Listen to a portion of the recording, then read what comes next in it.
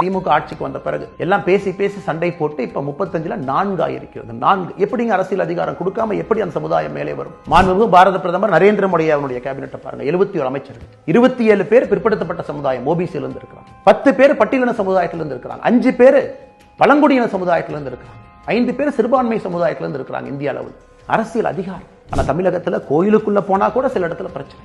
ஆனால் அம்பேத்கர் ஐயா விருப்பப்பட்டதே தி reserved constituency. அங்க கண்டெஸ்ட் பண்ணி ஒரு பெரிய வாய்ப்பு கொடுத்து அவர்கள் வெளியே வரும்பொழுது மாபெரும் தலைவர்களாக அவர்கள் வருவார்கள் என்று. ஆனா இன்னைக்கு ஒரு சாதாரண பஞ்சாயத்து எலெக்ஷன்ல இருந்து யோசிச்சு பாருங்க, ரிசர்வ்டு கான்ஸ்டிட்யூன்சில போட்டியிட்ட நம்முடைய சகோதர சகோதரிகளால கொடியேற்ற முடிகிறதா?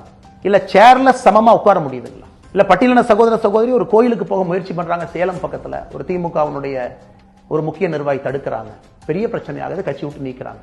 சைலண்டா 4 மாசம் கழிச்சு அதே ஆள அதே கட்சியில சேர்த்து அதே போஸ்ட கொடுக்குறாங்க. ஆனா கேட்டா அண்ணல் அம்பேத்கர் ஐயா என்று வாழ்க்கையிலேயே தமிழகத்துல பேசுறாங்க.